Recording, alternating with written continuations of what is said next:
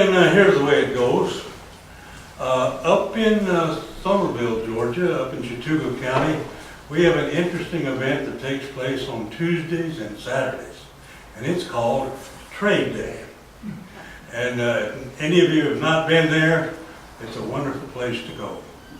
I'm wandering around Trade Day, and I'm visiting the booth of one of my favorite vendors.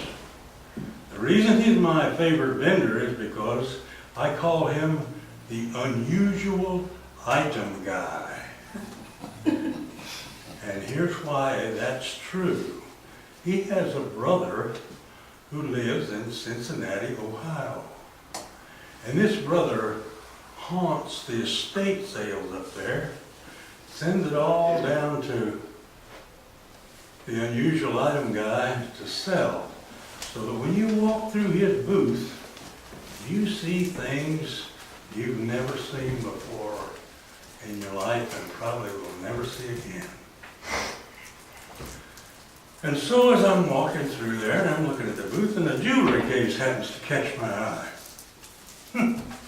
Let's see now. I open that jewelry case, and what should be inside but a tiny gold leprechaun. I don't know whether you all are familiar with leprechauns or not, but they're magic and mystical little creatures that come from what we call the all sod, and what you probably known as Ireland, the Emerald Isle. And it put me in mind of when I was in the military in Camp Gordon, Georgia, and I first got a real rundown on leprechauns from a man whose name was John Downing. And John was a member of the Irish Republican Army. I was in the National Guard. I was in the 45th Division, the Thunderbird Division, and we were both taking a course in the Signal Corps. And so, John came up to me one day, and he was very curious about everything in America because he hadn't been here before. He said, and he knew that since I had the Thunderbird patch on, that I was from Oklahoma. And so he asked me this question. He said, "Barker, there's something I need to know." I said, "What would you like to know, John?"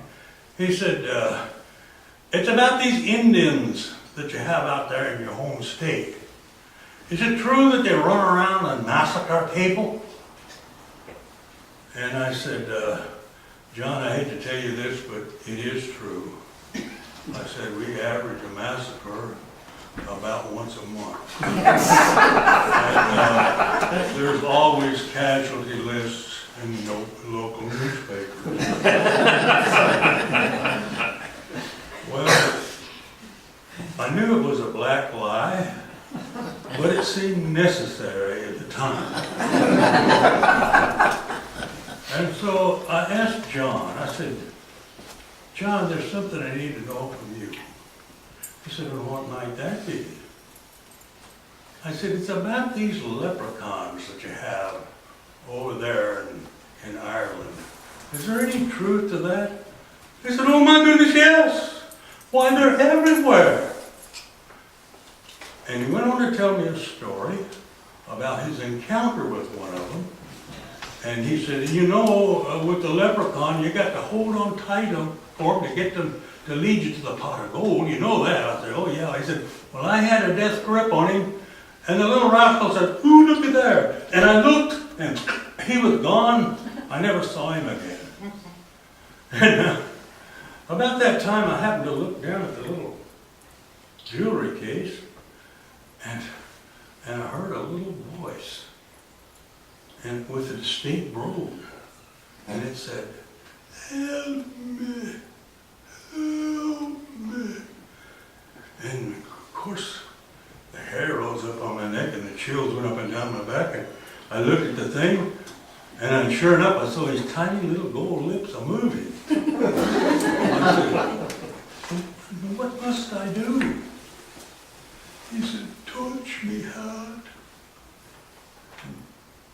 well, a human little thing. I thought, and then rubbed the top of his head, and right there before me, right before my very eyes, stood a living, breathing leprechaun. And he told me, he said, oh, I'm so proud that you did that for me.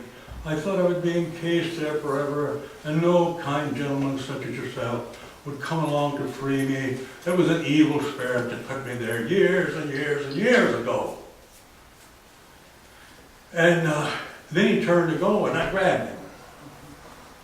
I said, wait just a minute now.